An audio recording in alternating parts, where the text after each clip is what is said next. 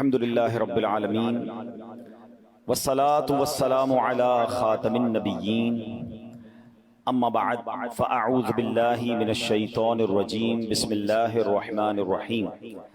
पढ़िए अस्सलातु वस्सलामु अलैका या रसूलल्लाह व अला आलिका व अस्हाबिका या हबीबल्लाह। अस्सलातु वस्सलामु अलैका या नबियल्लाह व अला आलिका व अस्हाबिका या नूरल्लाह। दुरूद पाक पढ़ने के बेशुमार फ़ज़ाइल व बरक़ात हैं। बहुत सारे वाक़यात, बहुत सारी हदीसें दुरूद पाक के फ़ज़ाइल में मिलती हैं। यहाँ बहुत सारे ऐसे लोग मौजूद होंगे जो किसी परेशानी में होंगे, किसी मुश्किल में होंगे, किसी बीमारी में होंगे, कोई कर्जे में होगा, कोई बेरोजगार होगा, किसी पर क्या प्रॉब्लम, किसी की क्या मसला। सरकार दो आलम सल्लल्लाहु अलैहि वसल्लम फरमाते हैं, जिसका मज़मून है कि जो कोई शख्स मुसीबतों और परेशानियों में हो, मुसीबतें और परेशानियां उस पर डेरा डाले हुए हों, उसे चाहिए कि मुझ पर कसरत से दुरूद पाक पढ़े कि दुरूद शरीफ मुसीबतें और परेशानियों को ले जाता है।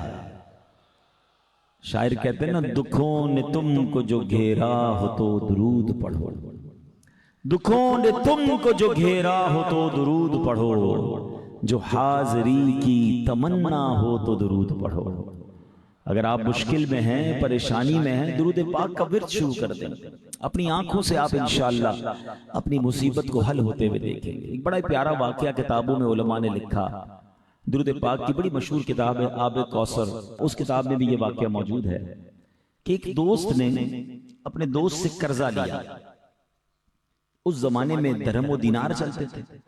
3000 दीनार कर्जा लिया, मिसाल के तौर पे 3 महीने के लिए, 4 महीने के लिए, कि इतने टाइम में पैसे वापस कर दूंगा। जब टाइम पूरा हुआ तो दोस्त ने कहा, भाई मेरा कर्जा वापस करो। तो वो कहता है, मेरे पास तो पैसे नहीं है, मेरा कारोबार तबाह हो गया, मैं पैसे नहीं दे सकता। दोबारा कहा पैसे दो, कुछ दिनों के बाद कहा मेरे पास कुछ भी नहीं है। काफी दिन ट्राई करता रहा, कोशिश करता रहा, पैसे नहीं मिले। अब वो जो दोस्त था वो अदालत में चला गया, जज साहब के पास जाकर कहता है, जज साहब इस बंदे ने मेरे पैसे देने हैं, पैसे दे नहीं रहा है। काजी ने उसको बुलाया, बुलाकर पूछा, पैसे देने हैं? हाँ देने। अब तुम्हारे पास 30 दिन हैं, कर्जा लौटा दो। ये बंदा घर आया परेशान, पैसे तो थे नहीं, कारोबार खत्म हो चुका था। अब इसने, उलमा कहते हैं ये हदीस सुनी होगी जो मैंने अभी हदीस बयान की ना, कि जो मुसीबत में हो, परेशानियों में हो, दुरूद पाक पढ़े, दुरूद पाक परेशानियां दूर कर देता है। उस बंदे ने सोचा, काम काज पैसे तो है नहीं, चलो मैं दुरूद पाक ही पढ़ना शुरू कर देता हूं। सुबह शाम दुरूद पाक पढ़ने लगा, लगातार दुरूद पाक पढ़ने लगा। 27 दिन हो गए दुरूद पाक पढ़ते पढ़ते हैं, 3 दिन बाकी रह गए। 28वीं रात आई तो ख्वाब देखा उसने कि ख्वाब में कोई कहने वाला कहता है कि अली बिन ईसा वजीर के पास जाओ, तुम्हारा कर्जा अदा हो जाएगा। ये बंदा सुबह उठता है, कहता है पता नहीं किसने कहा है, किसकी आवाज थी, कंफ्यूज। अगला दिन फिर दुरूद पाक पढ़ते पढ़ते गुजारा। अगली रात किस्मत जाग उठी, नबी पाक ख्वाब में तशरीफ ले आए। आका ने फरमाया, घबराओ नहीं, अली बिन ईसा वजीर के पास जाओ, वो तुम्हारा कर्जा अदा कर देगा। सुबह उठा, ये 29वां दिन था, बड़ा खुश था, नबी पाक का दीदार नसीब हुआ था।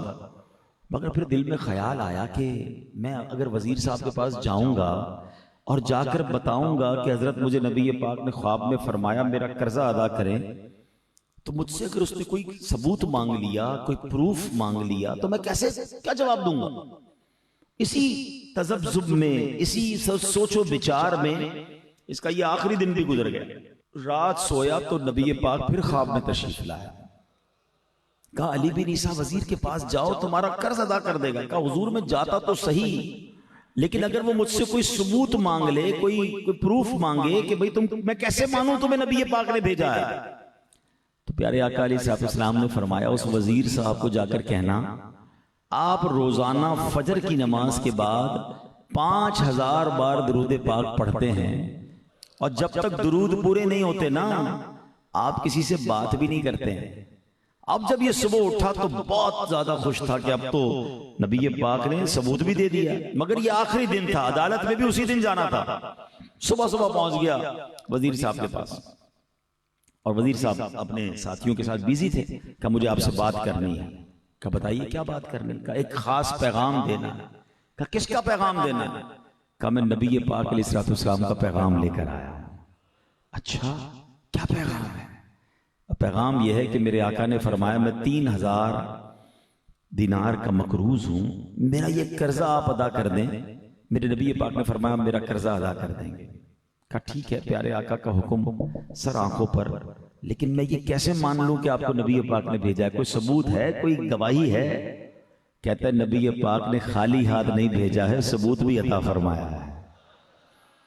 फरमाइए। सबूत यह है कि आप रोजाना फजर की नमाज के बाद 5000 मरतबा दुरूद पाक पढ़ते हैं। आप उससे पहले किसी से बात नहीं करते जब तक आपके 5000 बार दुरूद पूरे ना हो जाए। अब जरा गौर कीजिए कि कोई ऐसा वजीर हो, कोई ऐसा शख्स हो जो रोजाना 5000 बार दुरूद पाक पढ़ता होगा, वो कितना बड़ा आशिक रसूल होगा। जब उसने ये सुना ना वो तो झूम गया, कहता है मरहबा या रसूल अल्लाह, मेरे दुरूद पाक कबूल हो गए। वो कमरे में गया और वापस आकर 3000 दीनार लेकर नहीं आया, वो 9000 दीनार लेकर आया। कहता है पहले 3000 दीनार तो जो मेरे आका ने हुक्म फरमाया लब्बैक या रसूल अल्लाह, ये पहले तो 3000 दीनार ये लीजिए। फिर कहता है 3000 दीनार मजीद लीजिए, इतनी प्यारी खुशखबरी लेकर मेरे घर आए, नबी पाक का पैगाम लेकर मेरे घर आए, ये इस खुशखबरी के लिए आपको तोहफा है। और मजीद 3000 दीनार लीजिए और अपना कुछ काम काज शुरू कीजिए, बच्चों के लिए कोई काम शुरू कीजिए, और मेरे लायक कभी भी कोई काम हो तो मैं हाजिर हूं। अब कभी भी जिंदगी में कोई काम पड़ जाए मेरे पास आना। अब ये दीवाना खुशबाश अदालत पहुंच गया और जज साहब के पास जाकर उसने 3000 दीनार दे दी। जज साहब ये लीजिए मेरे पैसे। जज साहब ने कहा पहले ये तो बताओ पैसे आए कहां से। तुम्हारे पास तो पैसे ही नहीं थे, तुम खुद कहते थे कारोबार खत्म हो गया, तबाह बर्बाद हो गया हूं, इतने थोड़े टाइम में इतनी सारी रकम कैसे लेकर आए। अब उस दीवाने ने भरी अदालत में अपना वाकया सुनाया और गोया ये कहा कि इतना दिया सरकार ने मुझको, इतनी मेरी औकात नहीं, ये तो करम है उनका, वरना मुझ में तो ऐसी बात नहीं। अब जब ये पूरा वाकया उसने अदालत में सुनाया ना, तो जज साहब भी कैसा आशिक रसूल था, उस जमाने के काजी भी कैसे होते थे। वो काजी अपने कमरे में गया और 3000 दीनार लाकर कहता है सारा सवाब अली बिन ईसा ले जाए, तुम्हारा कर्जा मैं अदा करता हूं। अच्छा वो दोस्त जिसने मुकदमा किया था वो भी सारा वाकया देख रहा था, कहता है जज साहब रुकिए तो सही, जरा कागज कलम मंगवाइए, मैं भी नबी पाक का उम्मती हूं, मैं अपने भाई का सारा कर्जा ही माफ कर देता हूं। अच्छा वो दीवाना था, वो कहता जज साहब हुण तुहाडे पैसे वापस ले लो, साडा तो कर्जा ही मुक गया है, मेरा तो कर्जा ही उसने माफ कर दिया, अब आपने जो 3000 दिए वापस ले लें। जज साहब भी कैसे थे, कहते हैं जनाब जो नबी पाक के नाम पर पैसे निकाले हैं अब वो वापस नहीं लेने, ये भी तुम अपने साथ ही ले जाओ। अब इस पूरे वाकये से जो क्या हुआ कि वो बंदा जो 3000 दीनार का मकरूज था, जेल होनी थी उसे, वो 12000 दीनार लेकर घर को खुशी खुशी जा रहा है। तो यह है दुरूद पाक। पहले तो यकीन होना चाहिए, ठीक है, और फिर हमने देखा है बिगड़े काम कैसे बनते हैं, मुश्किलें कैसे आसान होती है, क्यों ना आसान हो। खुद नबी पाक की हदीसें है ना कि मुश्किलों को दूर करने वाला वजीफा है, परेशानियों को दूर करने वाला वजीफा है। तो प्लीज हमारे शहरों में तो ये मोबाइल और सोशल मीडिया बहुत ज्यादा आ गया है, मगर सुना ये कि गांव वाले भी इसमें किसी से पीछे नहीं है, सारा सारा दिन रात भर मोबाइल लेके बैठे रहते हैं। तो अपना फजूल टाइम जाया ना करें, जबान जिक्र दुरूद में तर रखें। ये इतनी आसान नेकी है कि बैठे बैठे चलते चलते बंदा पढ़ता रहे और नामा अमाल में नेकियों का अंबार लगता जाता है। अब आप बताएं, आप माशाल्लाह यहाँ खेत बहुत सारे हैं, एक एक बीज लगाएं और मैं आपको कहूं जरा दरख्त उगाकर बताएं कितना टाइम लगता है। एक पूरा दरख्त नारियल का दरख्त लगाएं या जरा आप खजूर का लगाएं या सेब का लगाएं, जो भी दरख्त यहाँ लगते होंगे इलाके में, तो कितना टाइम लगता है दरख्त बनने में। मेहनत करनी पड़ती, बीज बोना है, खाद डालनी है, पानी देना है, 2-3 साल बाद जाकर वो फल देता होगा। सुभान अल्लाह, जरा मिलकर कहिए सुभान अल्लाह। अब कहिए अल्हम्दुलिल्लाह। अब कहिए अल्लाहु अकबर। 1 मिनट पूरा नहीं लगा है, मगर सुभान अल्लाह। ए मेरे प्यारे भाइयों, आप सबने इंशाअल्लाह जन्नत में 3 दरख्त लगा लिए हैं। जन्नत दरख्त भी कहां लगे? जन्नत के अंदर। सुभान अल्लाह। अल्लाह के हबीब अलैहिस्सलाम फरमाते हैं, जिसका मजमून है जो एक बार सुभान अल्लाह कहे उसके लिए जन्नत में दरख्त लगा दिया जाता है। अल्हम्दुलिल्लाह कहे जन्नत में दरख्त, अल्लाहु अकबर कहे जन्नत में दरख्त। इतना आसान, और हम हैं कि जनाब फजूल बातें किए जा रहे हैं। तो पहला आज का सबक, पहला आज का मदरी फूल ये ले लें कि अपने जेब में तस्बीह रखें और सुबह शाम दुरूद पाक, कलमा पाक, तस्बीह पढ़ते रहा करें। हैं? अच्छा, एक सवाल करना चाहूंगा, इतनी बड़ी तादाद में इस्लामी भाई हैं, कौन कौन चाहता है कि मरते वक्त मेरी जबान पर कलमा पाक हो? वाह भाई, हर बंदा चाहता है, हर मुसलमान, जिससे पूछो ना सारी दुनिया में क्यों चाहता है पता है? हदीस पाक का मज़मून है कि जिसका आखिरी कलमा ला इलाहा इल्लल्लाह होगा वो जन्नत में जाएगा। तो हर मुसलमान चाहता है कि कलमे वाली मौत नसीब हो। ठीक है, माशाल्लाह, इतने सारे सबने हाथ उठाया। अब मैं दूसरा सवाल करूंगा, हाथ नहीं उठाना, अब जवाब अपने आप को खुद दे देना। आज पूरे दिन में कितनी बार कलमा पढ़ा? अच्छा, पूरे हफ्ते में कितनी बार कलमा पाक पढ़ा? ये पूरा महीना जो गुजरा है इसमें कितनी बार कलमा पाक पढ़ा? अब कमाल की बात नहीं है, हर बंदा चाहता है कि मरते वक्त कलमा नसीब हो जाए। जिंदगी में कलमा पढ़ने के लिए कोई तैयार नहीं है। क्या कर रहे हैं हम? हालांकि अफदलुज जिक्र कहा गया, जितने जिक्र है ना सब जिक्र में, हदीस पाक में सबसे अफजल जिक्र कहा गया ला इलाहा इल्लल्लाह, मगर नहीं पढ़ते। नियत करें इंशाअल्लाह रोजाना कम से कम एक तस्बीह कलमा पाक की पढ़ेंगे इंशाअल्लाह। हाँ, ये जिस दिन आपने जिक्र और दुरूद करना शुरू कर दिया ना, आप महसूस करेंगे कि आप पर रहमतें नाजिल हो रही हैं, आपके कांधों का बोझ उतरने लग जाएगा, आप फ्रेश फील करेंगे, आपकी फसलें बरकत वाली हो जाएंगी। अल्लाह रसूल के जिक्र की बड़ी बरकतें हैं। तो इंशाअल्लाह अब हम इंशाअल्लाह अपनी जबान को जिक्र और दुरूद से तर रखेंगे इंशाअल्लाह। जिक्र और दुरूद हर घड़ी विरदे ज़बान रहे, जिक्रो दुरूद हर घड़ी विरदे ज़बान रहे, विरदे ज़बान रहे। मेरी फजूल गोई की आदत निकाल दो, मेरी फजूल गोई की आदत निकाल दो। तो इंशाअल्लाह फजूल बातों से बचकर सोशल मीडिया पे फजूल वक्त जाया करने की बजाय जिक्र और दुरूद करते रहेंगे इंशाअल्लाह। मोहब्बत के साथ दुरूद पाक पढ़ ले, सल्लु अलल हबीब सल्लल्लाहु तआला अला मुहम्मद सल्लल्लाहु अलैहि वसल्लम।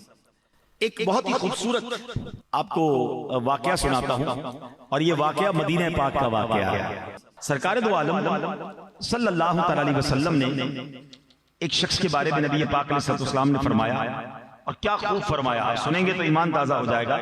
सरकार दो आलम अलैहिस्सलाम का वैसे तो हर फरमान ही बाकमाल है, मगर यहाँ नबी पाक का फरमान शायद आप में से बहुत सारे लोग पहली बार सुनेंगे। एक ऐसा शख्स, एक ऐसे सहाबी कि जिनका इंतकाल हुआ, उनका जनाजा तैयार किया गया, नबी पाक अलैहिस्सलाम ने उनका जनाजा पढ़ाया। उस सहाबी की किस्मत देखें। मगर प्यारे आका अलैहिस्सलाम को मालूम हुआ कि ये शख्स जहां पैदा हुए थे ना साहबी रसूल, वहीं उनका इंतकाल, उसी शहर में उनका इंतकाल हो गया। तो नबी पाक ने फरमाया कि काश इसका इंतकाल, इसकी जाए पैदाइश के अलावा किसी और शहर में होता। है ना अजीब बात कि जहां ये पैदा हुआ है उसके अलावा किसी और शहर में होता। सहाबा किराम सारे हैरान हो गए, अर्ज करते या रसूल अल्लाह सल्लल्लाहु अलैहि वसल्लम, इसमें क्या राज है कि बंदा जहां पैदा हो वहां नहीं बल्कि किसी और जगह पर उसका इंतकाल हो? तो प्यारे आका अलैहिस्सलाम ने फरमाया कि जब आदमी अपनी जाए पैदाइश के अलावा दूसरे शहर में इंतकाल करता है तो इसके पैदा होने की जगह से लेकर उसके मरने तक सारी जमीन की पैमाइश करके उतनी जमीन उसे जन्नत में अता कर दी जाती है। कैसी कमाल की बात है कि बंदा पैदा कहीं हुआ, इंतकाल कहीं हुआ, उसके दरमियान जितनी जगह है ना वो सारी जगह की पैमाइश की जाती है और उतनी जगह उसे जन्नत में अता कर दी जाती है। अल्लाह अकबर। ऐ मेरी प्यारी इस्लामी भाइयों, अब जरा गौर कीजिए, हम पैदा वहां होते हैं जहां अल्लाह चाहता है, ठीक है, रूह भी उसी जगह निकलती है जहां रब की मर्जी है, लेकिन चूंकि बंदा मोमिन है, उसके दिल में ईमान का नूर है, उसके गले में गुलामी रसूल सल्लल्लाहु अलैहि वसल्लम का पट्टा है, लिहाजा इसका गैर इख्तियारी काम जो इसके हाथ में नहीं है, ये भी अल्लाह के यहां मकबूल है, इस पर भी अजर अता किया जाता है। सुभान अल्लाह। और जो बेईमान है, गैर मुस्लिम है, उसके इरादे और इख्तियार से भी कोई अच्छे काम वो कर ले तो वो भी अल्लाह की बारगाह में मकबूल नहीं, उसका भी उसे अजर नहीं मिलेगा। मगर ईमान दिल में है, जो काम हमारे हाथ में नहीं, अगर वो भी हमसे हो जाए तो भी रब अज़्ज़ वजल उसका अजर अता फरमाता है। क्या खूबसूरत बात, सुभान अल्लाह। सैयदी आला हजरत लिखते हैं, मोमिन उनका क्या हुआ, अल्लाह उसका हो गया। मोमिन उनका क्या हुआ, अल्लाह उसका हो गया। काफिर उनसे क्या फिरा, अल्लाह ही से फिर गया। वो कि इस दर का हुआ, खल्के खुदा इसकी हुई, वो कि इस दर से फिरा, अल्लाह उससे फिर गया। तो याद रखिए, नबी पाक का दामन थामना ये बड़ी बरकतें लाता है। अल्लाह में मरते दम तक नबी पाक की गुलामी अता फरमाए, इस्लाम पर साबित कदमी अता फरमाए, और ईमान सलामत लेकर अल्लाह करे मदीना मुनव्वरा में हमें मौत नसीब हो जाए। अच्छा, अब यहां एक और अजीब बात है, ये सहाबी रसूल जिनका इंतकाल हुआ था, ये तो मदीने में हुआ था। पैदा कहां हुए थे, मदीने में हुए थे। इंतकाल कहां हुआ, मदीने में हुआ। और मदीने में मरना तो बड़ी कमाल की शहादत है। हाँ, प्यारे आका अलैहिस्सलाम फरमाते, जिसका मजमून है, जिस तुम में से जिससे हो सके वो मदीने में मरे, कि जो मदीने में मरेगा मैं उसकी शफाअत करूंगा। अल्लाह अकबर। अब जरा गौर करें, सुभान अल्लाह। आओ अल्लाह से दुआ करते हैं, अल्लाह में मदीने के सिवा कहीं और मौत न देना है। सुभान अल्लाह। लेकिन अब इस सहाबी के बारे में नबी पाक ने क्यों फरमाया है कि मदीने के अलावा कहीं और मौत होती, यानी जहां पैदा हुआ वहां मौत ना होती? तो ऐसा नहीं है, बल्कि उलमाए किराम फरमाते, इस हदीस का मतलब यह है कि काश इनकी विलादत किसी और शहर में होती और इनका इंतकाल मदीने में होता, क्योंकि मौत तो मदीने की अच्छी है ना। जन्नतुल बकी, सुभान अल्लाह, ऐसा कब्रिस्तान है जहां 10,000 सहाबा किराम मदफून हैं। तो किसी और शहर में पैदा होते, मदीने में इंतकाल होता, तो जितनी दरमियान की जमीन है वो पैमाइश करके वो सारी जन्नत में उन्हें अता कर दी जाती। सुभान अल्लाह। मशहूर मुफस्सिर कुरान मुफ्ती अहमद यार खान नईमी रहमतुल्लाहि तआला अलैह फरमाते हैं, इस हदीस पाक से साबित हुआ कि सफर की मौत वतन की मौत से अफजल है। और एक दूसरी हदीस पाक में है, सुभान अल्लाह, यानी सफर की मौत शहादत है। सुभान अल्लाह। तो ये बात हमें समझनी है। अब जरा थोड़ा सा हम जायजा लेते हैं। औलिया किराम के चाहने वाले यहाँ मौजूद हैं। मुल्तान शरीफ में कितने औलिया किराम के मजार हैं, कभी एक जायजा लीजिए, कभी मजार पे जाया करें ना, तो एक चीज आप चेक करें, आपको अक्सर मजारात पर एक चीज वाज़े तौर पर मिलेगी कि हम जिस मजार पर जाते हैं, जहां मजार होता है ना, वो साहिब मजार इस शहर में पैदा नहीं हुए होते। बहाउद्दीन ज़करिया मुल्तानी जो है, क्या मुल्तान में पैदा हुए? दाता गंजबख्श क्या लाहौर के हैं? बाबा फरीद क्या पाकपतन में पैदा हुए? गौर कीजिए। अब्दुल्ला शाह गाजी कराची में, मदीने में पैदा हुए। विसाल कहां हुआ? कराची में। खुद गौसे पाक शेख अब्दुल कादिर जिलानी बगदाद में पैदा नहीं हुए, जिलान में पैदा हुए। अब आप गौर करते जाएं कि कहां कहां बड़े बड़े बुजुर्गों के मजार हैं जो कहां से आए। ख्वाजा गरीब नवाज हिंदुस्तान में पैदा नहीं हुए हैं और वो अजमेर पहुंच गए। ये कहां से चलते थे? कोई अफगानिस्तान में पैदा हुआ, कोई ईरान फारस में पैदा हुआ, कोई जनाब मदीने में पैदा हुआ, कोई मिस्र में, कहां से चले और उनका मजार कहां बन गया। अब जरा सोचें कि जो फारस से चलकर अजमेर में इंतकाल कर रहा है, जो जनाब अफगानिस्तान से चलकर बरेली में इंतकाल कर रहा है, जहां जहां से लोग जा रहे हैं, अब गौर करें कि इतनी बड़ी जगह जो है वो सारी जगह इंशाअल्लाह उनके लिए जन्नत में उन्हें अता कर दी जाएगी। अच्छा, ये सफर क्यों हुए थे, ये भी गौर करना है, ठीक है ना। ये सफर क्यों हुए थे? ख्वाजा गरीब नवाज क्यों आए थे? किसी बिजनेस ट्रिप पे अजमेर आए थे, बल्कि अजमेर से पहले तो लाहौर आए थे। हमारे दाता साहब के कदमों में आए थे ना। 40 दिन इन्होंने लाहौर में चिल्ला किया। जितने मज़ारात हैं ये अल्लाह के दीन के फैलाने आए थे। इन्होंने घर छोड़ा, इन्होंने वतन छोड़ा, वापस नहीं जा सके और किसी और जगह पर इनका विसाल हो गया। ये सारे मज़ारात पुकार पुकार कर एक बात समझा रहे कि अल्लाह की राह में सफर करना, दीन फैलाने के लिए सफर करना, ये बुजुर्गों का तरीका। बल्कि इससे और ऊपर चलते हैं ना, सहाबा इकराम अलैहिम रिदवान की सीरत को समझिए जरा। आपको पता है सहाबा इकराम अलैहिम रिदवान कितने सहाबा थे? नबी पाक ने जब हज्जतुल विदा आखिरी खुतबा दिया ना हज का, तो 1,24,000 सहाबा वहां मौजूद थे अरफात के मैदान में। और आपको पता है जन्नतुल बकी में कितने सहाबा हैं? अभी थोड़ी देर पहले मैंने बताया, कमोबेश 10,000 सहाबा इकराम। तो बाकी 1,14,000 कहां गए? यकीनन मक्के में कुछ हजार सहाबा होंगे जन्नतुल माला में, बाकी कहां है? आपको पता है पाकिस्तान में कभी पता चलता है फलां इलाके में सहाबी का मजार है, दुनिया भर में सहाबा के मजार, मिस्र में, इराक में, आप जाए तो सही, जॉर्डन में, दुनिया भर में। बल्कि भाई बता रहे थे कि चाइना में वो गए, तो बताया कि वहां ग्वांगझू एक शहर है जहां सैयदना साद बिन अबी वक्कास रज़ी अल्लाह अन्हु का मजार शरीफ मशहूर है। आप कभी सोचे तो सही, मदीने से चाइना दूर कितना है? अगर जहाज भी चले ना कंटिन्यू नॉन स्टॉप, तो भी कम से कम 11-12 घंटे की फ्लाइट होगी। पता नहीं कैसे पहुंचे होंगे उस जमाने में चाइना, मगर क्यों गए थे? अल्लाह के दीन को फैलाने के लिए।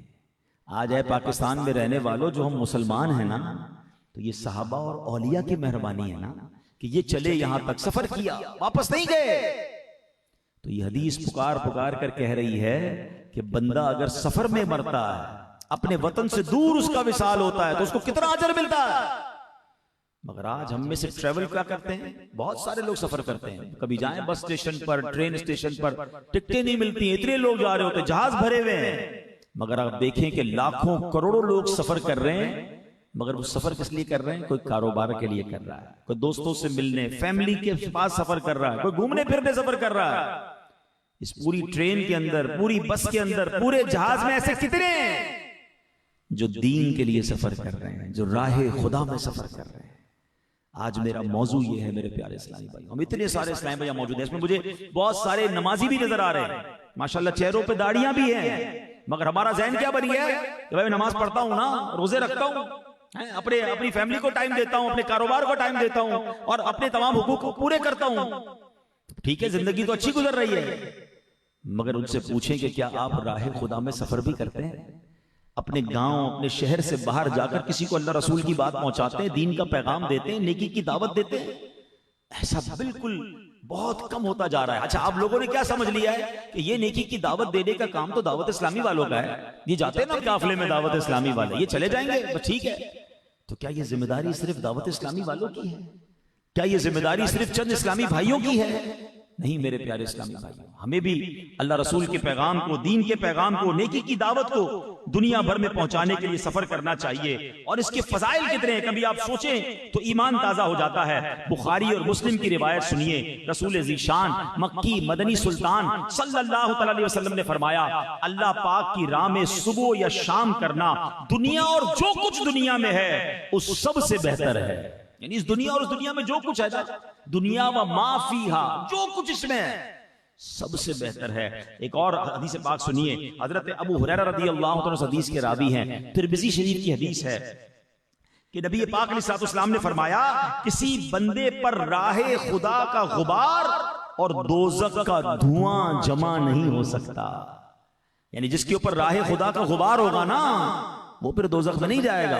मुफ्ती अहमद यार खान नईमी फरमाते हैं कि राहे खुदा का गुबार वो है जो रब की रिजा के लिए रास्ते पे चला जाए और वहां से गुबार बदन, कपड़ों या पांव पर पड़ जाए। जब आप सफर करते हैं तो गुबार पड़ता है ना, धूल मिट्टी उड़ती है, सुभान अल्लाह। इसका मतलब ये हुआ कि जो अल्लाह की राह में चलते हैं, काफिलों में जाने वालों तुम्हें मुबारक हो। इज्तिमा के लिए आज आने वालों, हाँ आज इस इज्तिमा के लिए जो आपने सफर किया है ना, हम सबके चप्पलों पर, सबके जूतों पर गुबार लगा होगा, किसी के चेहरे पर, किसी की चादर पर गुबार लगा होगा। जो इस इज्तिमा में शिरकत करने आए हैं, हम यहाँ कोई और कारोबार करने नहीं आए, हम दुनिया का कोई माल जमा करने नहीं आए, हम अल्लाह की रिजा के लिए आए हैं। सुभान अल्लाह, आपको मुबारक हो। कि हदीस पाक क्या है, दोबारा सुन लो कि अल्लाह के नबी फरमाते, किसी बंदे पर राहे खुदा का गुबार और दोज़ख का धुआं जमा नहीं होगा।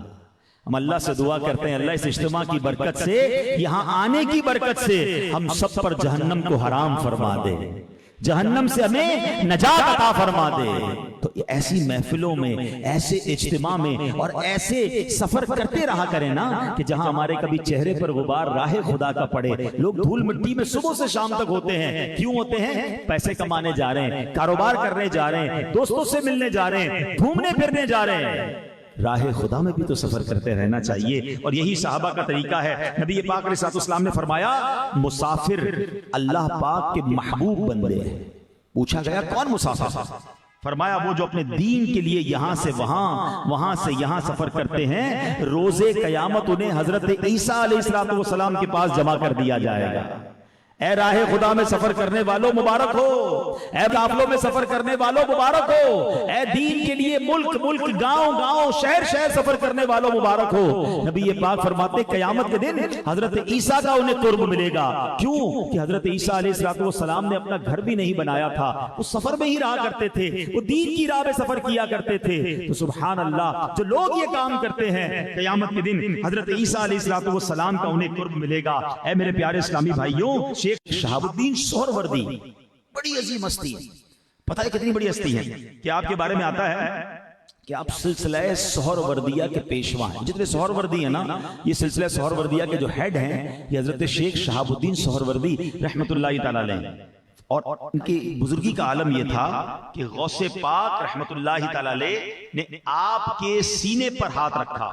फरमाते इसकी बरकत से मेरा सीना इल्मे लदुन्नी से भर गया। गौस पाक ने जब हाथ रखा ना शेख शहाबुद्दीन सोहरवर्दी रहमतुल्लाह अलैह के सीने पर, आप कहते हैं मेरा सीना इल्मे लदुन्नी से भर गया। इल्मे लदुन्नी क्या होता है? ये अल्लाह की तरफ से खास इल्म खास लोगों को मिलता है।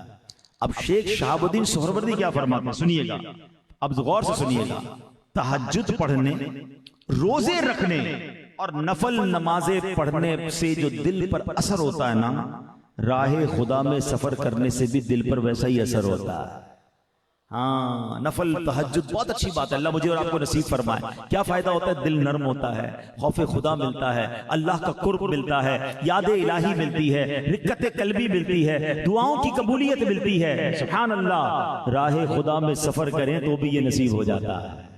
तो अल्लाह करे हम नफली इबादतें भी करें और राह खुदा में सफर करने का जहन भी बनाएं। कोई तो कोटा होना चाहिए ना, है? एक ही गांव में पैदा हुए, एक ही इलाके में बड़े हुए और जनाब वहीं दुनिया से चले जाएं। अरे जिंदगी के कुछ दिन तो ऐसे हो जो मेरे फकत राह खुदा में हो, मैं अल्लाह की बारगाह में कह सकूं। कभी सोचिए कयामत का दिन होगा ना, हम सबको अपना अपना नामा अमाल पढ़कर सुनाना होगा, ठीक है ना? अल्लाह पाक ऐसा करम कर दे कि नामा अमाल सीधे हाथ में अता किया जाए और बगैर हिसाब के जन्नत में दाखिल कर दिया जाए। लेकिन जो हमने किताबों में पढ़ा है कि लोग अपने नामा अमाल को पढ़कर सुनाएंगे। अब कोई पढ़कर सुना रहा होगा, अल्लाह ना करे कि कितने गुनाह हैं, कितनी नमाजें कज़ा हुई, कितनी खताएं हैं, कितनी बेशर्मियां हैं, कितनी बेहयाइयां हैं, छुप छुप कर गुनाह किए हैं। कैसे सुनाएंगे अल्लाह की बारगाह में? अंबिया भी होंगे, सहाबा भी होंगे, औलिया भी होंगे, सारे हमसे मोहब्बत करने वाले, सारी मखलूक होगी, कैसे अपने ऐब सुनाएंगे? अब सोचें उस दिन कयामत के दिन कोई अपना नामा अमाल पढ़ते पढ़ते अल्लाह की बारगाह में कहे, मौला यहां से लेकर यहां तक कोई काम नहीं किया, फकत तेरे दीन की खिदमत के लिए सफर करता रहा। मैं 12 माह के सफर में था, मैं तो ये पूरा महीना मेरे मौला राह खुदा में था। अल्लाह ये 12 दिन मैं अपने घर में नहीं था, मैं तो दीन की खिदमत के लिए सफर करता रहा। अल्लाह ये वाले 3 दिन, बल्कि हर महीने 3 दिन अल्लाह मैं फकत सारे काम छोड़कर तेरे दीन की सरबुलंदी के लिए सफर करता, गांव गांव जाता, शहर शहर जाता, लोगों को नमाज की दावत देता, नेकी की दावत देता। अल्लाह खुद भी तेरे घर में रहता था। अल्लाह अकबर, जो मस्जिद में रहता है। आप लोग की एक और कमाल की बात तो यह है कि बंदा रहता कहां है? अल्लाह के घर में रहता है और कहीं नहीं रहता। और जो रब के घर में रहता है, बताओ तो सही, आपके घर में कोई मेहमान आ जाए, आप गांव वाले तो वैसे ही बड़े मेहमान नवाज मशहूर हैं, तो कितना उसका ख्याल रखते हैं, उसको खुश करके भेजते हैं। तो जो बार बार अल्लाह के घर में जाकर रहेगा, सोचो तो सही अल्लाह उसको कितना खुश करके लौटाएगा, उसकी कैसी झोलियां भर दी जाएंगी। और सुभान अल्लाह, अल्लाह के घर में कयाम करने वाले, अल्लाह के घर को मस्कन बनाने वाले, मस्जिदों को आबाद करने वाले, ये अल्लाह को कितने पसंद हैं। जरा सुनते जाइए, इसको भी सुनते जाइए और मस्जिदों से प्यार कीजिए। सुभान अल्लाह, अल्लाह के हबीब अलैहिस्सलाम का आपको फरमान सुनाता हूं कि मस्जिदों की क्या, मस्जिद के अंदर जो है जो बंदे रहते हैं उनको किस कदर बरकतें मिलती हैं। ऐ मेरे प्यारे इस्लामी भाइयों, हदीस पाक में है, जिस तरह कोई शख्स खो जाए, उसके घर वाले तलाश करते फिरें और उसका कहीं पता ना चले, फिर काफी अरसे बाद वो खोया हुआ शख्स घर वापस आ जाए, तो जितनी खुशी उन घर वालों को होती है, अल्लाह पाक उस बंदे से इतना खुश होता है जो मस्जिद को जिक्र और नमाज के लिए अपना घर बना लेता है। अल्लाह इतना राजी होता है उससे। बंदा खो जाए और बड़े अरसे बाद घर आए तो कैसा मां लिपट कर सीने लगाती है, खोया हुआ वापस आ गया। मस्जिद को अपना ठिकाना बना लें, जिक्र नमाज के लिए अपना घर बना लें। अब आप गौर करें, इतने सारे मेरे भाई यहां बैठे हैं, कितनी बार मस्जिद जाते हैं, ये एक अलग मसला है। हाँ, मस्जिद नहीं जाते, हमारा ताल्लुक मस्जिद से बहुत कम हो गया है। उलमा कहते हैं कि जिसका ईमान की मजबूती चेक करना हो, ये देखो कि वो मस्जिद से उसका ताल्लुक कैसा है। मोमिन की मिसाल पता क्या दी गई? मोमिन मस्जिद के अंदर ऐसे होता है जैसे मछली पानी के अंदर होती है। मछली पानी में कैसे होती है? पुरसुकून। अच्छा, मछली को पानी से निकालो तो क्या हाल होता है? बेचैन, बेकरार, मरने जैसी हो जाती है। ऐसा ही है ना। एक हदीस पाक है जिसका मजमून है, तवील हदीस है, उसका एक जुज सुनाता हूं कि कयामत के दिन, जिस दिन अल्लाह के अर्श के सिवा कोई साया नहीं होगा ना, उस दिन जिन खुश नसीबों को अल्लाह के अर्श का साया नसीब होगा, उनमें से एक खुश नसीब पता है कौन है? अल्लाह के नबी फरमाते हैं सल्लल्लाहु अलैहि वसल्लम, वो बंदा जो मस्जिद से बाहर निकले मगर उसका दिल मस्जिद में लगा रहे, फिर मस्जिद में जाने को जी चाहे, जो ऐसे मस्जिद से अटैच है ना, फरमाया उसे अल्लाह कयामत के दिन अपने अर्श का साया नसीब फरमाए। मगर सच बताओ, हमारा ताल्लुक क्या है मस्जिद से? क्या वाकई ऐसा है कि मस्जिद से बाहर हैं और मस्जिद में जाने को जी चाह रहा है? हमारा मामला उल्टा है। बड़ी तादाद वो है जो मस्जिद में जाते ही मस्जिद से निकलने की सोच रही होती है। यानी ये मिसाल दी गई ना कि मोमिन मस्जिद के अंदर ऐसा है जैसे मछली पानी के अंदर है। मगर हाल यह है कि आज हम में से बड़ी तादाद वो है जो मस्जिद के अंदर ऐसा है जैसे मछली पानी के बाहर है, बेकरार, बेचैन, बार बार घड़ी देख रहे होंगे, जल्दी इमाम साहब सलाम फेरें, जल्दी दुआ करें। अच्छा, कभी इमाम साहब लंबी दुआ कर दे तो लोग कहते हैं हजरत आपने आज दुआ लंबी करा दी, 2 मिनट जमात आपने लेट खड़ी कर दी। इमाम साहब भी इंसान है, हो जाता है, लेट हो गए, नहीं पकड़ लेंगे इमाम साहब को, 2 मिनट आपने नमाज लेट की। और यही बंदा बाहर चाय के होटल पर 1 घंटा बैठा होगा, उसको कोई परवाह नहीं है। 2 मिनट मस्जिद में ज्यादा क्यों गुजर गए, इसकी टेंशन है। अपने आप से पूछे, मैं इतना बेचैन क्यों होता हूं अल्लाह के घर में? अरे अल्लाह का घर है, बैठा करो। मैं आपको सही बताता हूं, मुश्किल में हो ना, अल्लाह के घर जाया करो, दोस्ती कर लो अल्लाह से। हाँ, नमाज के बाद भी बैठ जाया करो, कोई कोना पकड़ लिया करो, अल्लाह से बातें किया करो। लोग चले जाए ना नमाज पढ़ के, जल्दी ना किया करो, बैठ जाओ। आज दुनिया में कोई वडेरा, कोई चौधरी, कोई जनाब मिनिस्टर, कोई बहुत बड़ा जमींदार आपको अपने डेरे पर बुलाए और बुलाकर कहे बैठो भाई, आप आके दोस्तों को बताते फला ने बुलाया था। अरे मैं तो समझा 5 मिनट मिलेंगे चौधरी साहब से, 1 घंटा बिठाया और जनाब 1 घंटा में बैठा रहा उनके पास। अच्छा, बड़ा बड़ा फख्र महसूस करते हैं। अल्लाह के घर में जाते ही भागने की जल्दी है। बैठा करो, खालिक का घर है, मालिक का घर है। अरे मेरे और आपके घर पर कोई आ जाए ना है और आंसू बहाए के परेशान हूं, बंदा कहता है घर आ गया यार, अब तो इसकी मदद करनी पड़ेगी। आप सोचें, गांव वालों का, इलाके वालों का, इंटीरियर के लोगों का ये दस्तूर है। मैं आज तक एक वाकया भूलता नहीं हूं कि एक बलोच सरदार काबे के सामने गया, काबे के दरवाजे के सामने खड़ा होकर क्या कहता है, अल्लाह बलोच हैं और हम सरदारों का, बलोची कबीले का एक कानून है, एक दस्तूर है, एक रिवाज है। अल्लाह हमारे दरवाजे पर कोई दुश्मन भी आ जाए ना, हम उसको माफ कर देते हैं। अल्लाह मैं भी तेरे दरवाजे पर आ गया हूं और तेरा दुश्मन नहीं हूं, तेरा बंदा हूं, गुनाहगार जरूर हूं मगर आ गया हूं तेरे घर के दरवाजे पर, तेरे काबे के दरवाजे पर खड़ा हूं, मौला मुझे माफ कर दे। क्या कमाल की बात की उसने। काश ये बात हमें समझ आ जाए और हम अल्लाह के घर जाके बैठ जाया करें, मस्जिदों को आबाद करें। परेशान होकर कभी इसके पास जाता हूं, कभी उसके पास जाता हूं, कभी इसके पास फाइल लेकर, कभी उसके धक्के खा रहा हूं, साहब मेरा मसला हल कर दो। अरे जिसने सारी दुनिया के मसले हल करने हैं, जो अहकमुल हाकिमीन है, शिफा उसने देनी, रोजी उसने देनी, औलाद उसने देनी, इज्जत उसने देनी है, शोहरत उसने देनी है, मुश्किलें उसने आसान करनी है, धक्के किसी और के खा रहा हूं। क्यों नहीं जाते अल्लाह की बारगाह में? क्यों नहीं सर झुकाते उसके पास? क्यों नहीं पढ़ते नमाजें? कभी करके तो देखो, कभी जाओ उसके घर में और बैठ जाओ, उठना नहीं। अल्लाह जाना नहीं है, मैं तेरे दरबार में आया हूं, खाली नहीं जाऊंगा। मेरे घर कोई परेशान आए मैं उसे खाली नहीं भेजता। तू तो खालिक को मालिक है। और पता है अल्लाह से बात करना कितना आसान है, कभी सोचा आपने? मैं आपको कहूं वजीर आजम से बात कीजिए, सदर से बात कीजिए, वजीर आला से बात कीजिए, इलाके के जनाब एमएनए से बात कीजिए, मिनिस्टर से बात कीजिए। आप कहेंगे मैं कहां से बात करूं, राब्ता ही नहीं होता, टाइम बड़ा मुश्किल है, बड़े मसरूफ होते हैं, मुझे कौन जवाब देगा। ऐसा ही है ना, जो सारी कायनात का मालिक है उससे पता है बात करना कितना आसान है। पता है जब मैं और आप दुआ करते किससे बात कर रहे हो, अल्लाह से, बगैर किसी सेक्रेटरी के। कोई सेक्रेटरी नहीं है आपके और अल्लाह के बीच में, कोई तर्जमा करने वाला नहीं है। अच्छा कोई टाइम लिमिट भी नहीं है कि साहब बहुत बिजी है 5 मिनट मिलेंगे मुलाकात के, नहीं, जितनी करनी है करो ना बातें, और जिस जबान में करनी है करो। हाँ, अपनी मादरी जबान में अल्लाह से बातें करो, बल्कि जबान से ना करो वो तो दिल की भी सुनता है। सर झुकाओ तो सही ना, बैठो तो सही उसकी बारगाह में। हमारा यही प्रॉब्लम है, हम सबके पास जाते हैं, हम रब के पास नहीं जाते। परेशान भी हैं मगर फिर भी अल्लाह की बारगाह में सर नहीं झुकाते। क्या करोगे इतना दूर रहकर। आओ मेरे प्यारे इस्लामी भाई, अल्लाह की राह में सफर कीजिए। और सुभान अल्लाह, ये जो काफिले हैं ना, ये बहुत बड़ी नेमत है। पता क्या होता है इससे, हमारा अक्सर वक्त अल्लाह के घर में गुजरता है, हमारी रातें अल्लाह के घर में गुजरती हैं, तहज्जुद मिलती है। बंदे सोया हुआ हो, उठे, वुजू करे और मस्जिद के कोने में नमाज तहज्जुद पढ़े और फिर दुआ करे। आए हाय कैसा कनेक्शन है। पता है आपको, ये खास कबूलियत का वक्त होता है। उलमा कहते हैं जो रात का आखिरी पहर जो होता है ना, ये खास कबूलियत का वक्त होता है, डायरेक्ट कनेक्शन होता है।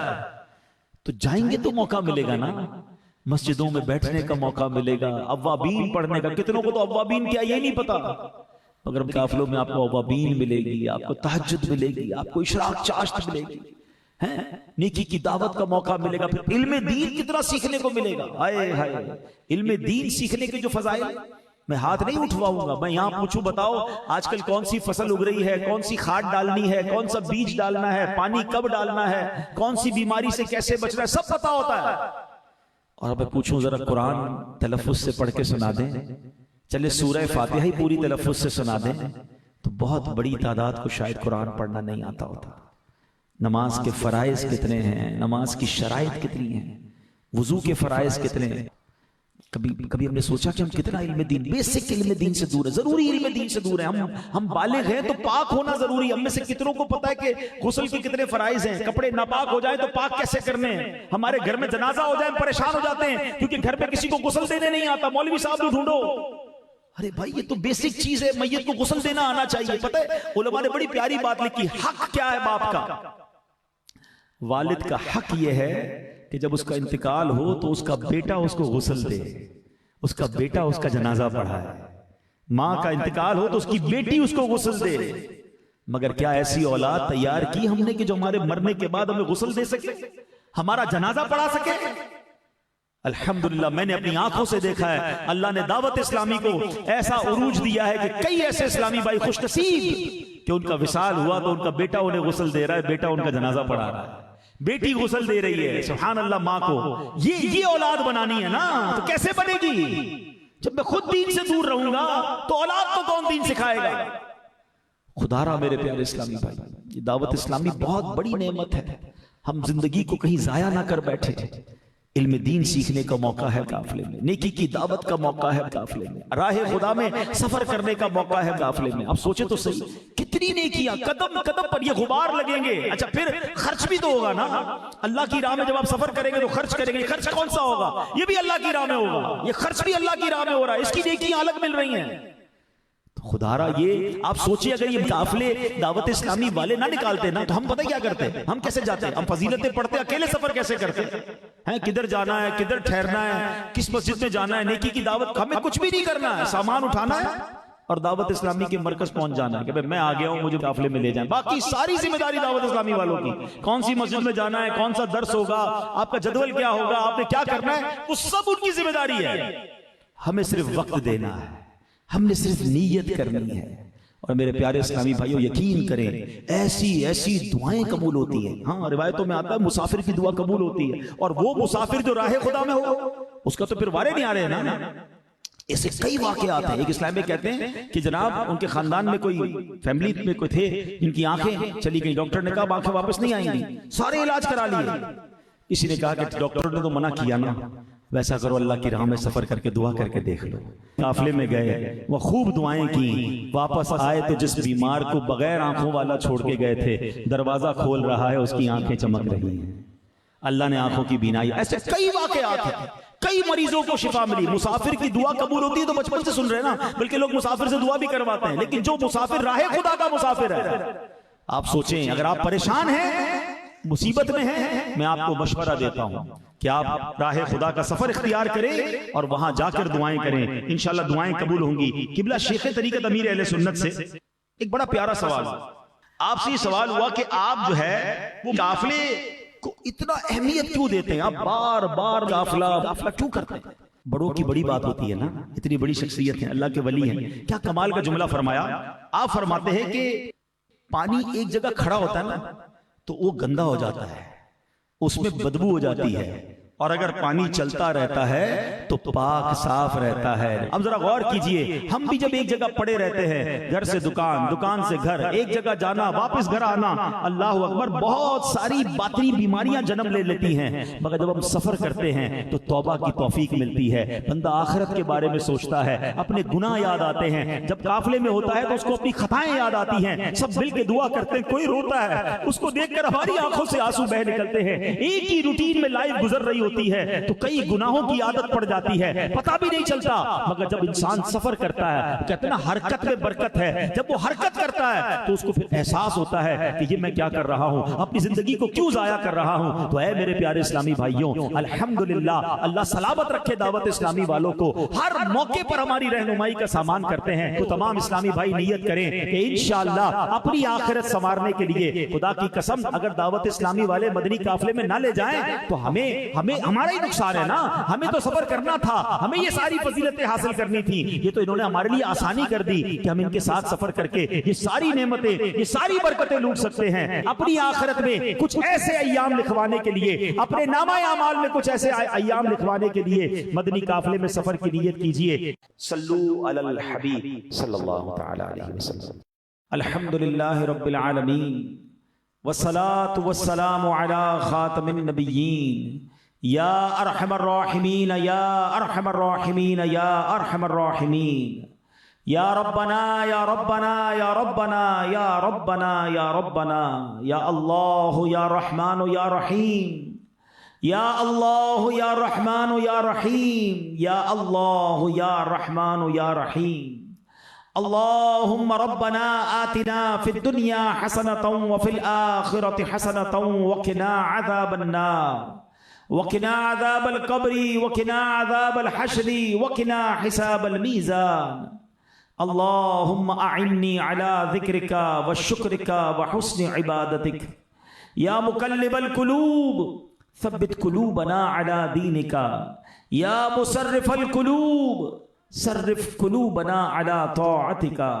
ए डूबतों को बचाने वाले, ए बेकसों की दस्तगीरी करने वाले, ऐ गुनाहगारों की मग़फ़िरत फरमाने वाले मौला, तेरे गुनाहगार बंदे, सियाहकार बंदे, ऐ अल्लाह तेरे दरबार में हाथ उठाए, सर झुकाए हाजिर हैं।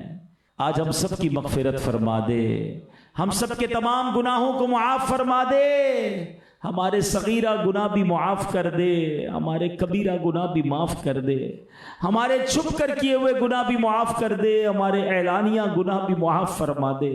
ऐ सबसे बड़े मुआफ़ करने वाले, हमें मुआफ़ी अता फरमा दे, हमें मग़फ़िरत अता फरमा दे। अल्लाहुम्मा इन्नका अफ़ुव्वुन करीमुन तुहिब्बुल अफ़्वा फ़अफ़ु अन्ना या करीम फ़अफ़ु अन्ना या गफ़ूर। अल्लाह, अगर तूने हमें माफ़ ना किया, तू हमसे राज़ी ना हुआ, हम हलाको बर्बाद हो जाएंगे। हम मानते हैं बड़े गुनाहगार हैं, कसर नहीं छोड़ी तुझे नाराज़ करने में मौला, मगर आज की रात हम तेरे इंसाफ के नहीं, तेरी रहमत के सवाली बनकर जमा हुए हैं। अल्लाह, आज हम सब की मग़फ़िरत फरमा दे, हमारे माँ बाप को भी बख्श दे, हमारे माँ बाप के गुनाह भी मुआफ़ कर दे। अल्लाहुम्मा अर्हमहुमा कमा रब्बयानी सगीरा। अल्लाह, हमारे भाई बहनों को बख्श दे, हमारे बीवी बच्चों को बख्श दे। अल्लाह, सरकार अलैहिस्सलातु वस्सलाम की सारी उम्मत की बख्शिश फरमा दे। ऐ करीम, हमें नेक बना दे, बड़े गुनाह कर लिए मौला, बड़ी खताएं कर ली, अब करम कर दे, नेकों का सदका, गुनाहों वाली जिंदगी से हमारी जान छुड़ा दे, हमारा दिल नेकियों में लगा दे, हमें जिक्र दरूद वाली ज़बान अता कर दे, हराम देखने से बचा ले मौला, हराम बोलने से बचा ले, हराम सुनने से बचा ले, हराम खाने से बचा ले। ऐ अल्लाह अपने पसंदीदा बंदों में हमें शामिल कर ले। न जाने कब जिंदगी का चराग गुल हो जाए मौला, जितनी रह गई है वो तेरी रिजा वाले कामों में गुजार दे मौला, तेरे हबीब की सुन्नतों वाली अता फरमा दे। ऐ अल्लाह और आखिरी वक्त आ जाए जब जिंदगी का चराग ढलने को हो, अल्लाह उन गुनाहगारों को मदीना तैयबा पहुंचा देना मालिक, हमें मदीने के सिवा कहीं और मौत ना आए। अल्लाह ईमान वाली, आफियत वाली, कलमे वाली, प्यारे आका की दीद वाली और मदीने वाली मौत हम सब का मुकद्दर फरमा दे। अल्लाहुम्मा रज़ुक़ना शहादतन फी सबीलिक वजअल मौतना फी बलदि हबीबिका सल्लल्लाहु तआला अलैहि वसल्लम। अल्लाह तुझसे न मांगे तो किससे मांगे मौला। आज बड़ी उम्मीद लिए आए हैं मौला, कईयों ने पर्चियां भिजवाई हैं, कईयों ने पैगाम भिजवाया है। अल्लाह आज बड़ी उम्मीद लिए हाथ उठाए हैं मालिक। अल्लाह दुखी हैं तेरे बंदे, परेशान हैं, तुझसे ना कहें तो किससे कहें मौला।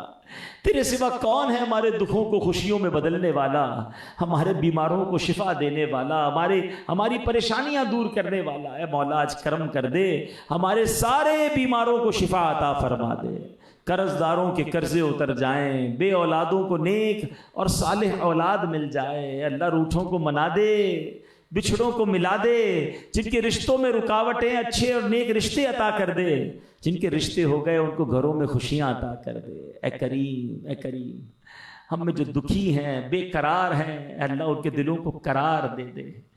हम में से कुछ लोगों के मसाइल तो ऐसे हैं कि जब दूसरों को बताते हैं तो लोग कहते हैं आपका मसला बहुत बड़ा है, आसान नहीं है, बहुत मुश्किल है। अल्लाह लोगों के लिए मुश्किल है, तेरे लिए कुछ मुश्किल नहीं है। हमारा यकीन है तू वो रब है कि चाहे तो बहुत बड़ी आग हजरत इब्राहिम के लिए बाग बना देता है, तू चाहे तो हजरत यूसुफ को अंधेरे कुएं से निकालकर मिस्र का बादशाह बना देता है, और तू चाहे तो दरियाए नील हजरत मूसा के लिए रास्ते निकाल देता है। अल्लाह हमारे लिए भी रास्ते निकाल दे। अल्लाह हमें भी गमों के अंधेरों से निकालकर खुशियों की सुबह में दाखिल कर दे। अल्लाह हमारी मुश्किल आसान कर दे। तेरे दरबार में इल्तिजा करते हैं मौला, नबी पाक का वास्ता पेश करते, हमारे गमों को दूर फरमा दे। अल्लाह जो तड़प रहे हैं उन्हें काबा दिखा दे, जो मचल रहे हैं उन्हें मदीना दिखा दे। ये साल ऐसा साल ना हो मौला कि हम हज पर न जा सकें। इस साल हाजियों के साथ हमें भी हज करने की सआदत नसीब फरमा।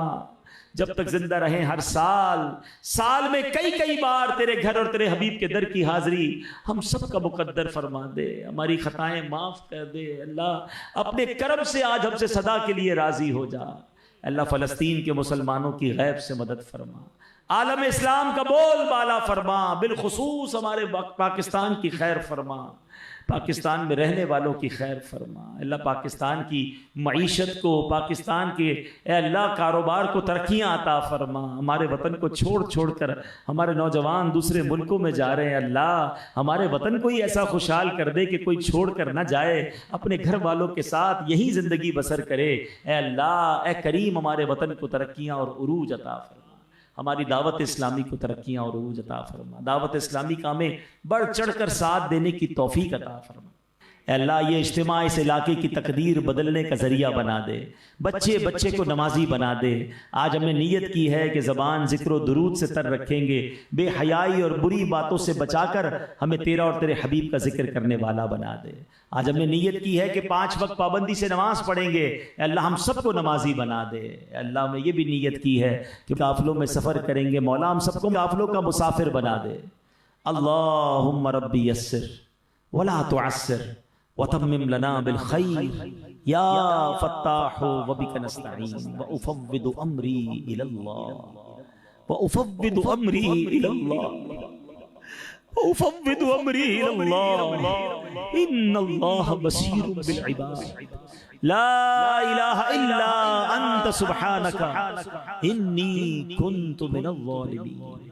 जब दमे वापसी हो या अल्लाह, जब दमे वापसी हो या अल्लाह, सामने हो रोज़ाए रसूलुल्लाह और लब पे हो ला इलाहा इल्लल्लाहु मुहम्मदुर रसूलुल्लाह बिबरकति इन्नल्लाह व मलाइकतहू युसल्लूना अलन नबी या अय्युहल्लज़ीना आमनू सल्लू अलैहि व सल्लिमू तस्लीमा सल्लल्लाहु अलन नबिय्यिल उम्मी व आलिहि सल्लल्लाहु अलैहि वसल्लम सलातन व सलामन अलैका या सय्यदी या रसूलल्लाह सुब्हान रब्बिक रब्बिल इज्जति अम्मा यसिफून व सलामुन अलल मुरसलीन वल्हम्दुलिल्लाहि रब्बिल आलमीन बिहक्कि ला इलाहा इल्लल्लाहु मुहम्मदुर रसूलुल्लाह।